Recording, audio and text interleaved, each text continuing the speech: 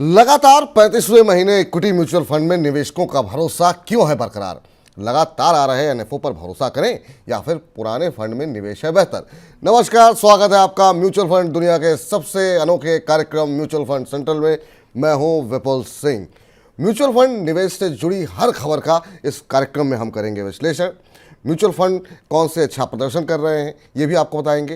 किन शेयरों में म्यूचुअल फंड जो है खरीदारी कर रहे हैं और कहां बिकवाली कर रहे हैं, इन सभी सवालों के जवाब तलाशेंगे आज के शो में। लेकिन कार्यक्रम का आगाज़ करें उससे पहले जान लेते हैं कि आज के कार्यक्रम में क्या कुछ खास रहने वाला है। नजर डालते हैं ऑन द शो पर।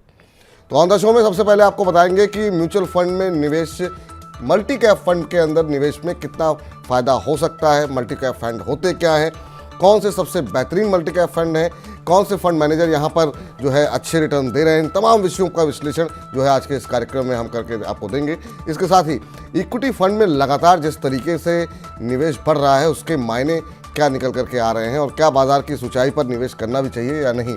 और आखिर में आपको ये भी बताएंगे कि म्यूचुअल फंड किन शेयरों में खरीदारी कर रहे हैं और कहाँ बिकवाली कर रहे हैं और आपकी स्ट्रेटजी क्या होगी, ये हमारे एक्सपर्ट बताएंगे।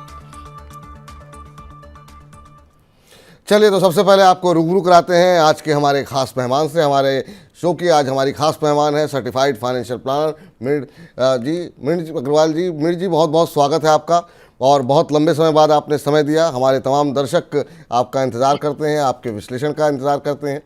सबसे पहले तो आपसे यही जानना चाहेंगे कि ये जो लगातार हम देख रहे हैं कि सिलसिला बना हुआ है, इक्विटी फंड के अंदर निवेश आ रहा है और अब शेयर बाज़ार की वैल्यूएशन को लेकर के बहुत सारे जो एनालिस्ट हैं इक्विटी मार्केट में वो कई सारे सवाल उठा रहे हैं। तो ऐसे में क्या इक्विटी फंड से दूरी बनानी चाहिए? क्या मौजूदा स्तरों में अभी भी इक्विटी फंड के अंदर जो इन्फ्लो आ रहा है वो बनाए रखना चाहिए या आपको लगता है थोड़ा सा फोकस इक्विटी से हटाना चाहिए? So नमस्कार विपुल, and as always very nice to be on the show today. देखिए, बाजार में तो उतार चढ़ाव आता ही रहेगा। जो निवेशक हैं उन्हें अपने गोल के हिसाब से इन्वेस्ट करना चाहिए। तो अगर उनके पास अभी भी समय है उनके गोल के लिए, लाइक लेट्स फॉर एग्जांपल, अगर उनके पास अभी भी एक 5-7 साल हैं बने रहने के लिए, तो वो बने ही रहें। ये वैल्यूएशन ऊपर जाना ये तो सब होता ही रहेगा और ऐसा हम कैसे समझ सकते हैं कि इसके ऊपर नहीं जाएगा? मार्केट जा सकता है, of course valuations are at all time high, market is at an all time high, तो सर्टेनली थोड़ा सा कॉशियस रहना चाहिए। एंड आई थिंक जो हमें ये देखना है कि हम बहुत शॉर्ट टर्म के लिए मार्केट में नहीं है, या हम इसीलिए नहीं निवेश कर रहे हैं कि हम 1 साल में 30% रिटर्न बना लेंगे, ऐसे सोचकर हमें निवेश नहीं करना चाहिए। तो सर्टेनली, जैसे मैंने हर समय कहा है कि अपने गोल्स के हिसाब से ही निवेश कीजिए। अगर आपका गोल लॉन्ग टर्म है, अगर आपके पास समय है, तो आप बने रहिए बेशक, और please do not gate perturbed by the markets. तो बने रहिए, लंबी अवधि का नज़रिया रखें, बहुत छोटा नज़रिया ना रखें। और अगर आप लंबे लक्ष्य रखेंगे, लंबा नज़रिया रखेंगे तो निश्चित रूप से आप अपने लक्ष्य को पा सकते हैं। अगला प्रश्न है मैम कि जिस तरीके से हम देख रहे हैं म्यूचुअल फंड के मतलब इस तरीके से लोगों में फाइनेंशियल अवेयरनेस बढ़ रही है, हर रोज़ हम देखते हैं नए रिकॉर्ड बन रहे हैं और अब इस साल तो 50 लाख करोड़ का आंकड़ा जो है एयूएम का म्यूचुअल फंड का वो पार हो गया है। 1300 से ज़्यादा म्यूचुअल फंड स्कीम है। अब इतने सारे एनएफओज आ रहे हैं, तो आपसे मेरा सवाल ये है कि आखिर में निवेशकों को, जो लोग म्यूचुअल फंड के बारे में सुन रहे हैं और निवेश कर रहे हैं, उन्हें क्या करना चाहिए? क्या एनएफओ में जाएं? क्या आपको लगता नहीं है कि इतने सारे एनएफओज आने से लोगों में कन्फ्यूज़न काफ़ी ज़्यादा हो जा रहा है? कैसे, क्या स्ट्रेटजी होनी चाहिए खासतौर से उनके लिए जो पहली बार म्यूचुअल फंड में निवेश करने जा रहे हैं? तो बिल्कुल मुझे भी ऐसे ही लगता है कि इतने सारे एनएफओ आ रहे हैं, सर्टेनली ये बहुत कंफ्यूजन हो रहा है लोगों में कि पुराने फंड में जाएं, नए फंड में निवेश करें। तो एक्चुअली मैं आई एम कम्प्लीटली अगेंस्ट एनएफओस, क्योंकि इसमें कुछ नया नहीं देखने को मिल रहा है हमें। तो बहुत सारे एग्जिस्टिंग फंड्स हैं जिनका बहुत लॉन्ग टर्म परफॉर्मेंस भी अवेलेबल है। तो सबसे पहले तो आई वुड से कि एनएफओस की तरफ ना जाएं। अब आपने, जैसे कि आपने कहा कि करीब 1300 स्कीम है, और इसमें से हम क्या चुने, कैसे करें, बहुत ही मुश्किल हो जाता है। तो जो पहली बार निवेश कर रहे हैं या जिनको ज्यादा जानकारी नहीं है इस बारे में, उनके लिए दो फंड्स बहुत ही अच्छे, आसान हैं एक्विटी मार्केट में एक तो है निफ्टी 50 इंडेक्स फंड जो बहुत सारे फंड हाउसेस से है, और दूसरा है बैलेंस्ड एडवांटेज फंड। तो मैं हर बार यही बोलूंगी कि अगर आपको मुश्किल हो रही है कि कौन सा, पहले तो कौन सी कैटेगरी चूज करें, फिर उसके विद इन में कौन सा फंड हाउस चूज करें, तो Nifty 50 index fund is a very easy fund to invest into. इसमें आपको देखना है ट्रैकिंग एरर क्या है। I certainly like ICICI Prudential Nifty 50 Index Fund, UTI, HDFC, इन आप किसी में भी से भी चुन सकते हैं। दूसरा, बैलेंस्ड एडवांटेज फंड एक बहुत अच्छी कैटेगरी है जिसमें दोनों इक्विटी एंड डेट रहता है, और जिसमें वो एलोकेशन चेंज करते हैं एक मॉडल के हिसाब से। तो जनरली अगर मार्केट बहुत हाई रहता है तो वो इक्विटी कम करते हैं, एंड वाइस वर्सा। इसमें भी मुझे ICICI balance fund, Edelweiss balance fund अच्छा लगता है। आप इन स्कीम्स के बारे में चेक करके सोच सकते हैं निवेश के बारे में। तो ये दो कैटेगरीज अच्छी हैं। तीसरी कैटेगरी जो मुझे अच्छी लगती है वो फ्लेक्सी कैप है, क्योंकि इसमें आपके पास लार्ज मिड स्मॉल कैप सारे ही एक्सपोजर हो जाता है। There are certain funds who are also taking international exposure. So अगर आपको बहुत मुश्किल हो रही है कि कौन सा फंड चूज करें, तो ये तीन कैटेगरीज हैं आपके लिए अवेलेबल, एंड एनएफओ से दूर रहें। एनएफओ से दूर रहें। और तीन कैटेगरी निफ्टी 50 बताई गई है आपको, फ्लेक्सी कैप बताया गया है, और तीसरी कैटेगरी कौन सी बताई मैम आपने? Balance advantage fund. Balance advantage fund जो है। तो अगर आप पहली बार निवेश करने जा रहे हैं, कई सारे आपके मन में दुविधा है, सवाल हैं, और आप नहीं समझ रहे हैं कि कौन सा मेरे लिए बेहतर है, तो इन तीन से शुरुआत कीजिए, धीरे धीरे समझने की कोशिश कीजिए, और उम्मीद करते हैं कि आपका पोर्टफोलियो आगे भी चमकता रहेगा। मैम, अभी तक अगर 2024 की बात करें तो करीब 6 तो इंडेक्स फंड ही लॉन्च हो चुके हैं। इतने सारे इंडेक्स फंड लॉन्च हो रहे हैं और लोगों का रुझान कम नहीं हो रहा है। लोगों के पैसे भी काफ़ी बने, क्योंकि बाजार भी, शेयर बाजार में रौनक बनी हुई है। अब हमने देखा डिफेंस के शेयर चलने शुरू हुए, तो फिर डिफेंस के लिए अलग सा इंडेक्स फंड आ गया। तो इसी तरह की तमाम कैटेगरियां जो हैं वो लॉन्च होती हुई दिखाई दी हैं। 2024 को शुरू हुए अभी ज़्यादा समय नहीं हुआ, लेकिन तब भी 6 इंडेक्स फंड लॉन्च हो चुके हैं। इसके पीछे क्या रीज़न मान रही हैं, और क्या स्ट्रेटजी होनी चाहिए इंडेक्स फंड को लेकर के? देखिए, बहुत सारे इंडाइसेस हैं, सेक्टर इंडाइसेस हैं, फैक्टर बेस्ड इंडाइसेस हैं, लाइक लो मोमेंटम, वॉलेटिलिटी वगैरह वगैरह।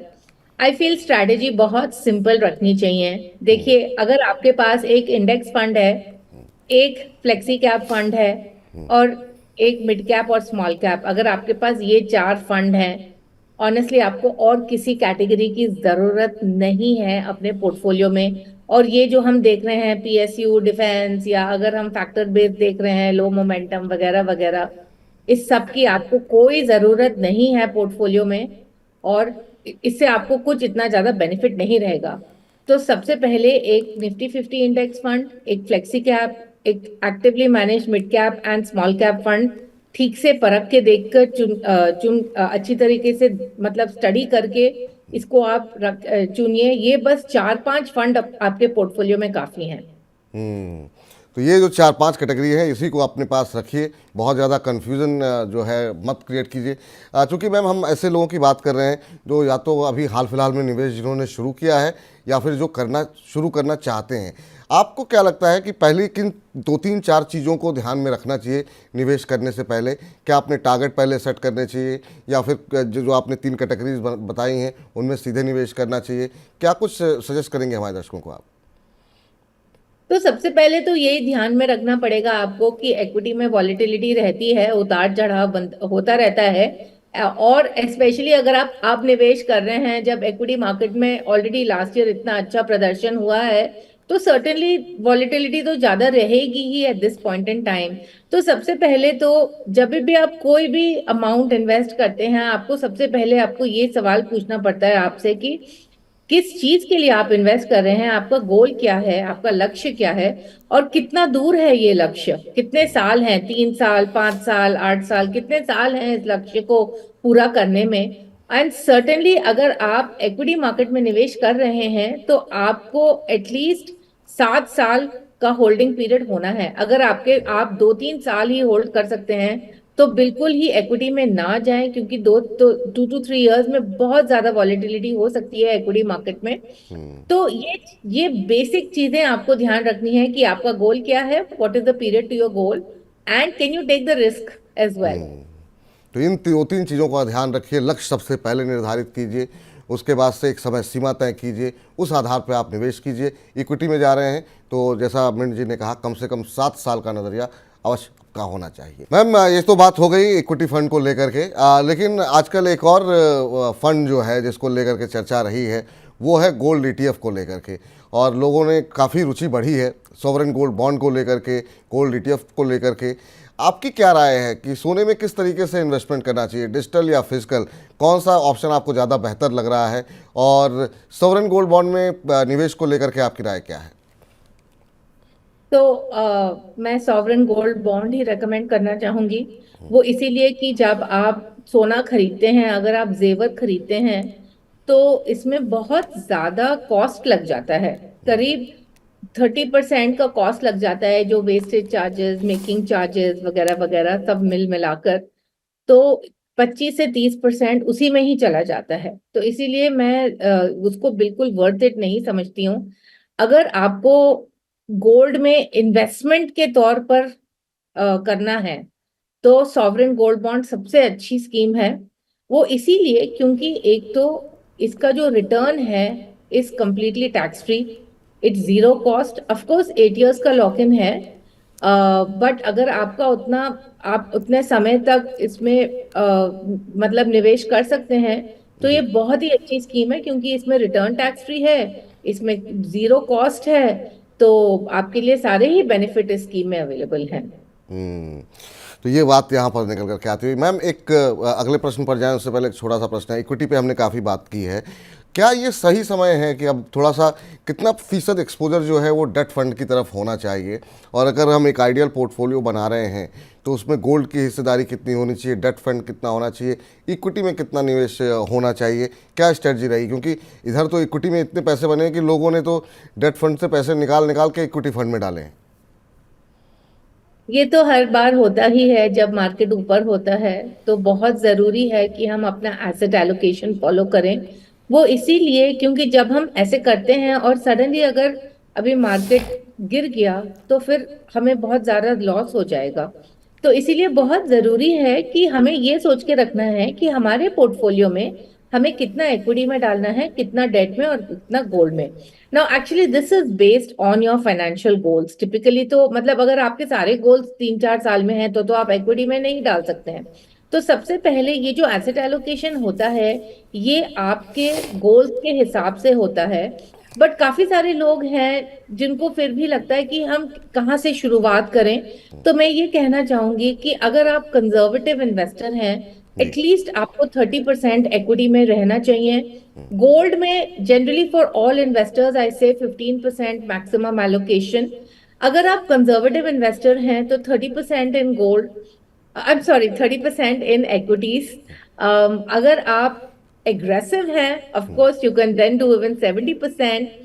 But if you're a moderate investor, then I would say 50% in equities. But I would say 30% तो रहना ही चाहिए।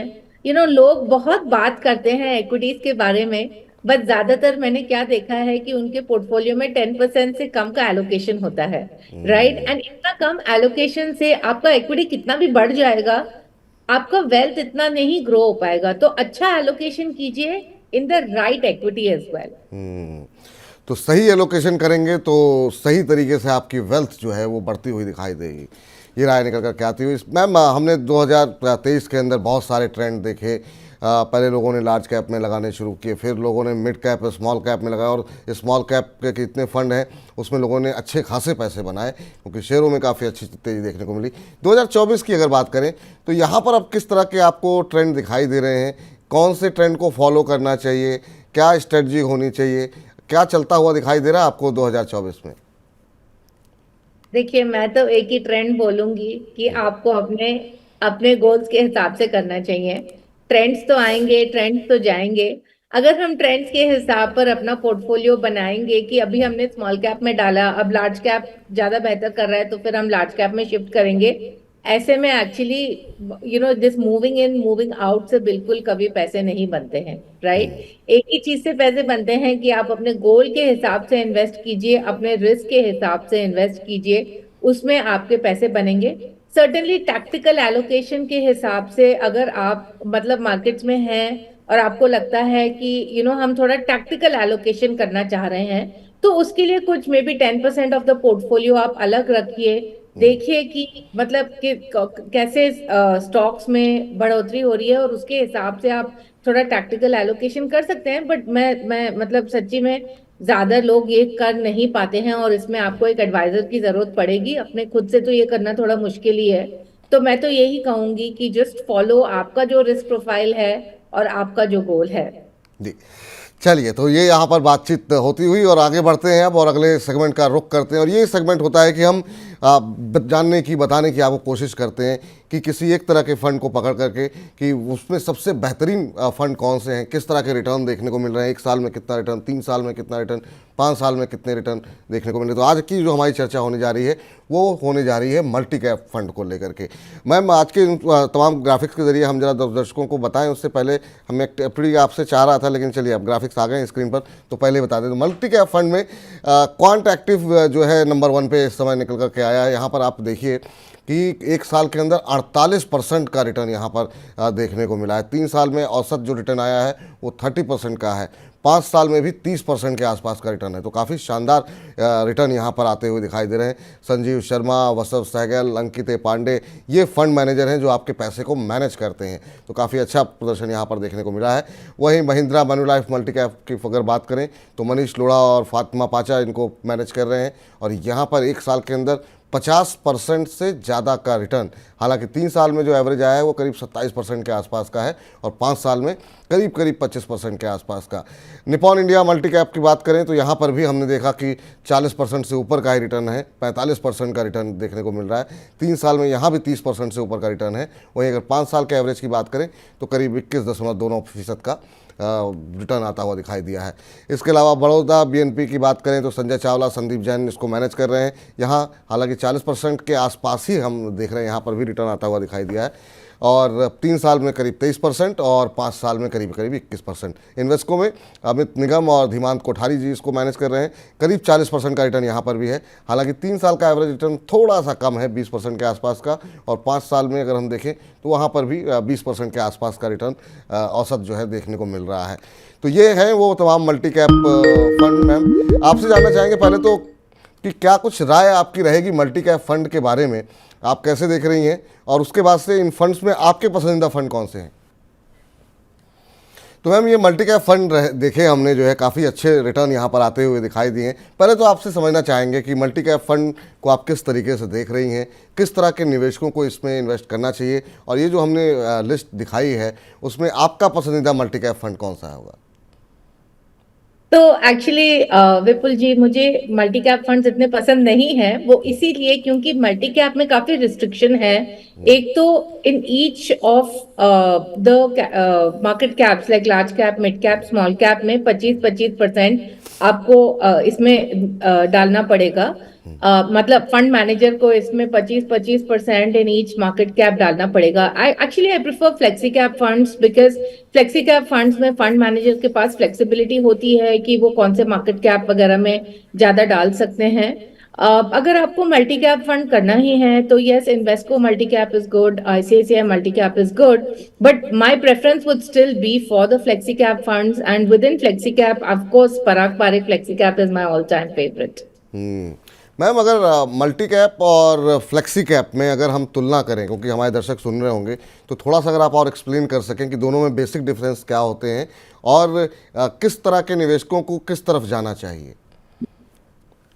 सो फर्स्टली दोनों ही एक्टिवली मैनेज फंड्स हैं, राइट। इसमें मल्टी कैप में of course there is a restriction कि 25-25-25% रहना चाहिए large, mid and small cap में।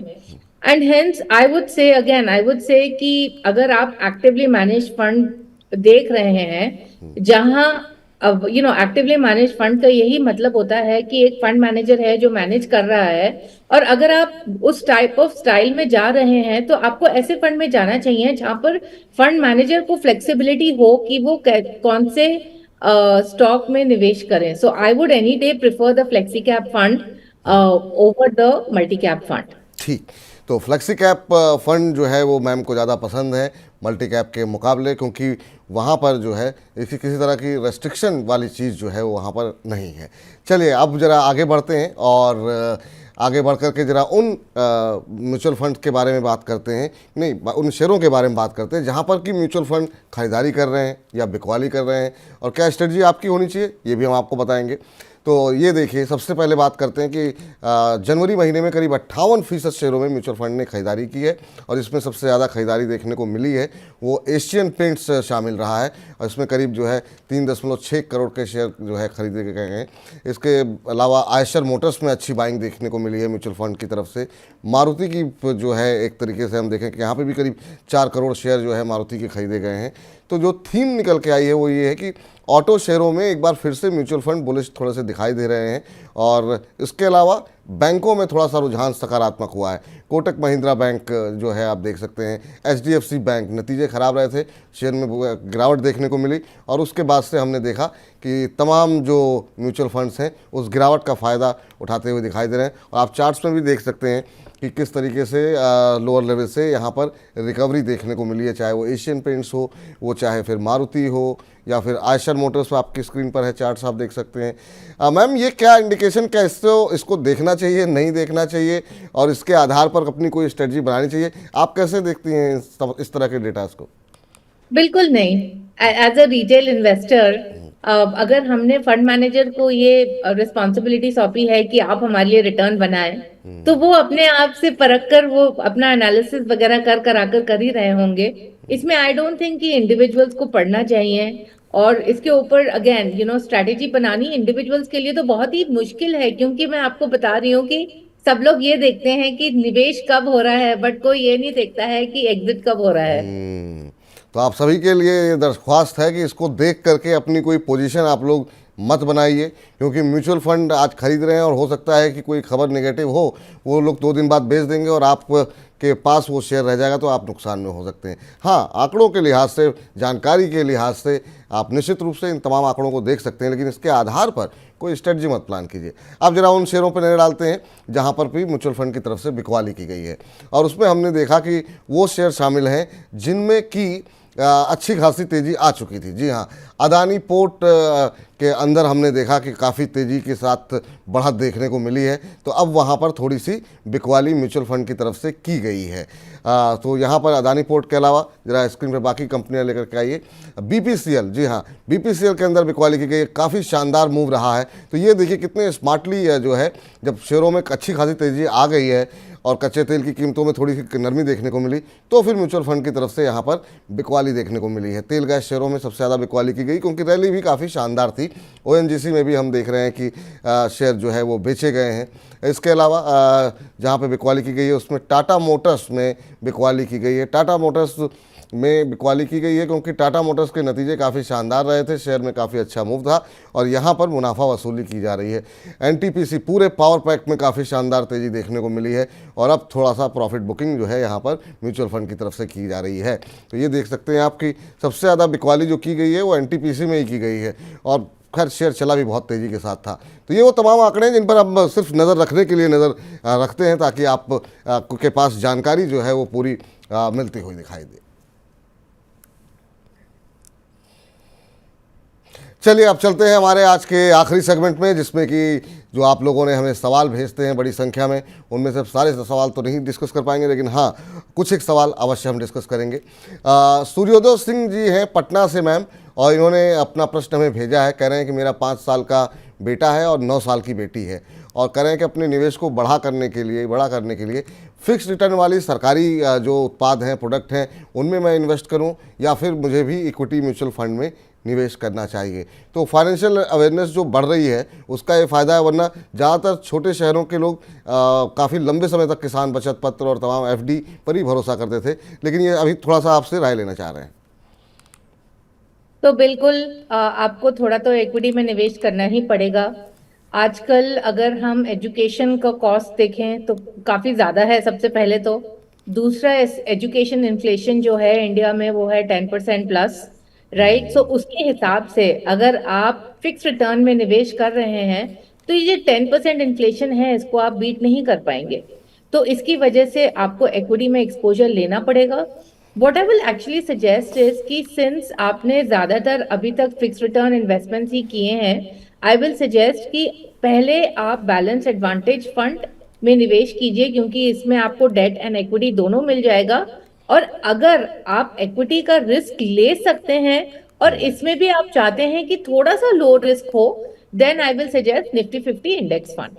जी, इस बीच सुधीर श्रीवास्तव जी का अगला प्रश्न आया है और ये नासिक महाराष्ट्र से हैं और कह रहे हैं कि मेरे पास कुछ ऐसे म्यूचुअल फंड हैं जिनका कि एक्सपोजर फिनटेक कंपनी पेटीएम में है, क्या मुझे इसके लिए परेशान होने की ज़रूरत है? क्या मुझे अपने पोर्टफोलियो को एग्जिट कर देना चाहिए? ये मैम बहुत लोगों का अब आपको याद होगा शायद जब अदानी को लेकर के हिंडनबर्ग की रिपोर्ट आई थी तब भी लोगों में पैनिक था और बहुत सारे सवाल हमारे पास आ रहे थे कि मेरे म्यूचुअल फंड का एक्सपोजर है अदानी में, क्या मैं निकल जाऊँ? आप इस तरह की सिचुएशन में जब एकदम से कोई गिरावट आती है, कोई खुलासा होता है, क्या स्ट्रेटजी होनी चाहिए म्यूचुअल फंड निवेशक की? तो एकदम से तो हमें कोई भी डिसीजन नहीं करना चाहिए, मतलब पैनिक में आकर तो सर्टेनली ही नहीं करना चाहिए। And another thing that we have to remember is that they are experts in the mutual funds who are there for this reason itself, right? तो आई फील कि हमें थोड़ा सिचुएशन को देखना चाहिए एंड देन उसके उसके बेसिस के ऊपर हमें रिएक्ट करना चाहिए।